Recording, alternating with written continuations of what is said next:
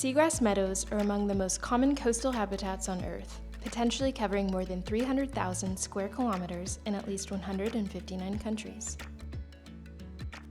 In West Africa, the three most common species of seagrass are Cymodocea nodosa, Halidule rhydi, and Zoster inulti.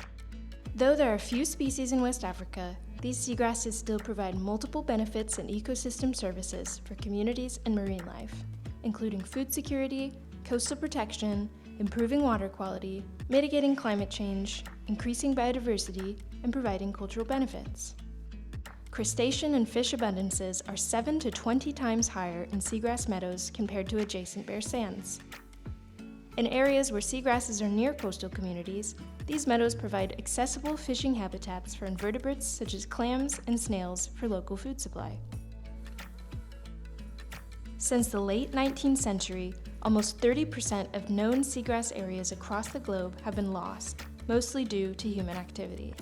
While many threats to seagrasses occur on the international scale, like the effects of climate change on oceans heightening temperature stress, storms, ocean acidification, and sea level rise, there are still several actions that local stakeholders and users can take to prevent the further degradation of seagrasses along West African coastlines.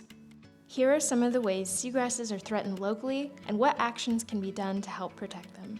Nutrient and sediment runoff from urban, industrial, and agricultural sources reduces seagrasses' ability to photosynthesize.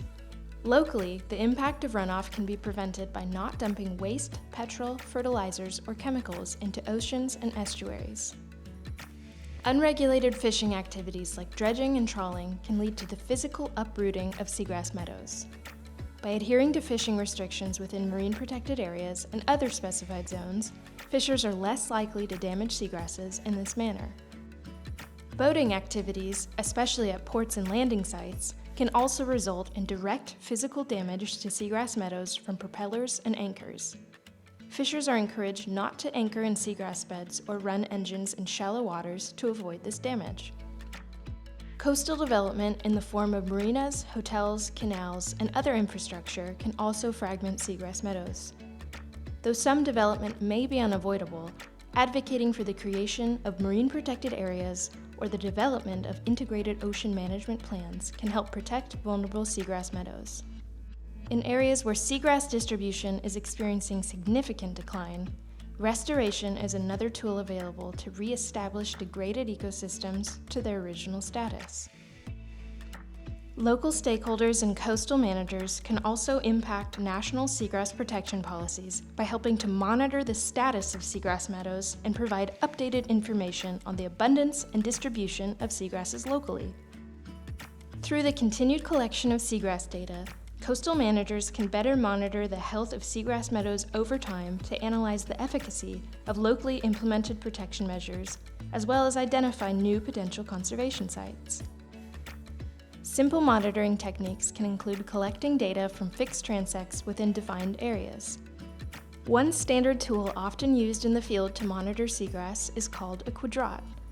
When lowered to the seabed, this 50 by 50 centimeter frame helps to measure seagrass height and shoot density, percentage cover, sediment composition, and to identify the seagrass species as well as other marine fauna present. The abundance of fauna within the sample can vary greatly depending on the sampling site and season, so it is recommended to monitor sites at a frequency of once a quarter to twice a year. Overall, seagrass meadows provide immense value for West African communities and marine life. Though seagrasses are threatened by human activities, there are many opportunities for local stakeholders to actively protect and monitor these important ecosystems moving forward.